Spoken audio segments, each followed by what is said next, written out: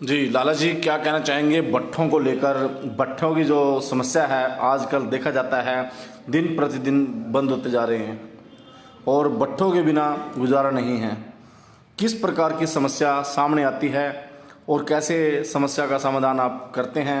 सरकार आपका कितना सहयोग करती है, उस बारे में हम चर्चा करते हैं। मेरा नाम अजीत सिंह यादव है जी। और मैं हरियाणा भट्ठा एसोसिएशन का अध्यक्ष हूँ। जो आपने भट्ठा की दिक्कतों के बारे में पूछा है जी। सबसे बड़ी समस्या तो हमारी लेबर की है जी। क्योंकि जैसा कि आपको ज्ञात है कि हरियाणा 2 हिस्सों में बढ़ चुका है। बिल्कुल। पहले 22 जिले थे, अब 23 हो गए। पहले 22 जिलों में से 14 जिले एनसीआर में आते हैं जी। और 8 जिले आते थे नॉन एनसीआर में। एनसीआर में ही है, इसलिए सबसे बड़ी समस्या ये है कि एनसीआर में सुप्रीम कोर्ट के आदेश के बाद, अंतरिम आदेश के बाद 1 मार्च से 30 जून तक ही हम फुकाई का काम कर सकते हैं।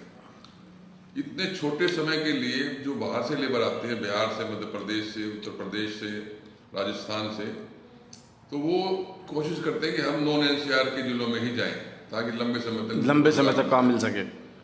ये सबसे बड़ी समस्या है कि जब लेबर छोटे टाइम के लिए नहीं आती, पेशगी को पूरी ले लेते हैं। जी। पेशगी के बिना कोई लेबर नहीं आती।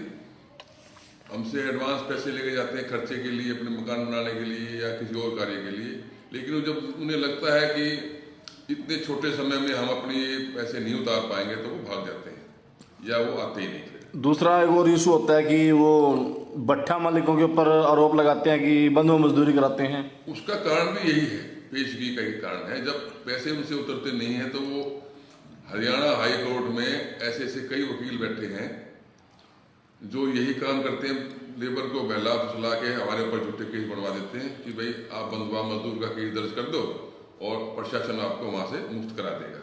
सबसे बड़ी समस्या है।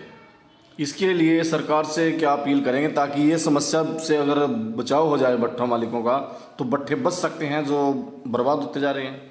भट्ठा उद्योग तो मैं आपको बताऊं, पूरे पहले आज से 4-5 साल पहले भट्ठा मालिकों को बोला है कि पराली फूको, और एक किसान अगर पराली फूकता है तो उससे प्रदूषण आप भट्ठों में जलाएं, क्योंकि खुली पराली तो जल नहीं सकती और खुली तो नहीं जलेगी। तो उसके छोटे छोटे उसके पिलेट्स या गुले जिसको हम बोलते हैं वो आप बना होता जा रहा है। भट्टों को बदनाम किया जा रहा है।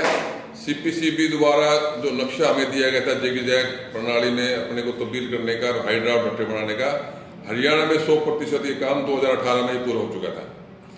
जिग-जैग एक ऐसी प्रणाली है जिसको हम बढ़ाई की प्रणाली बोलते हैं।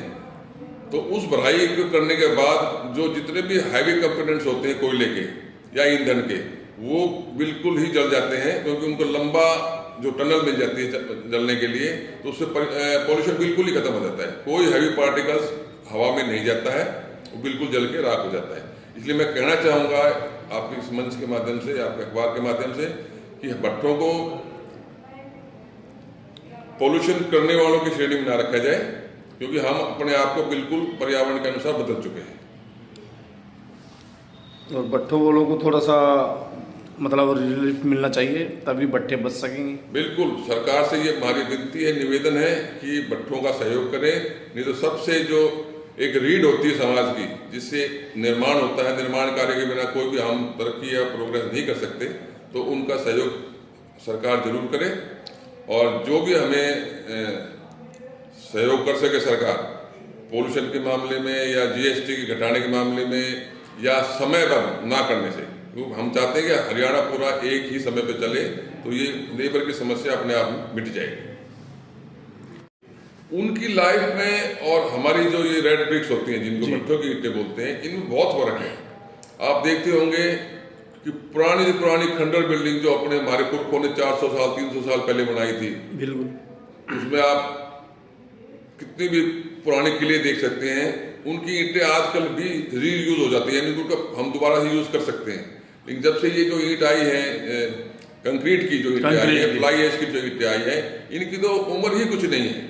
ये तो 40-50 साल बिल्कुल अपने आप ही धुल के राख हो जाएगी। और इनमें जो केमिकल मिलाया जाता है, उससे हमारे जो ये अनुसंधान हुआ था इसमें बताया गया कि इसमें बहुत सी ऐसी लेजर किरणें उत्पन्न होती हैं तो जो हमारी स्किन को खराब करती है, लेबर की आंखों में भी रोशनी जा सकती है, तो हम उसको बिल्कुल पसंद नहीं करते। समाज में लोगों ने भी उसको नकार रखा है, लेकिन गवर्नमेंट चाहती है कि ये इनको प्रोत्साहन दे रही है कि भाई कंक्रीट की ईंटें बनाओ, लेकिन उनकी उम्र में इसका बहुत ज़्यादा फर्क है।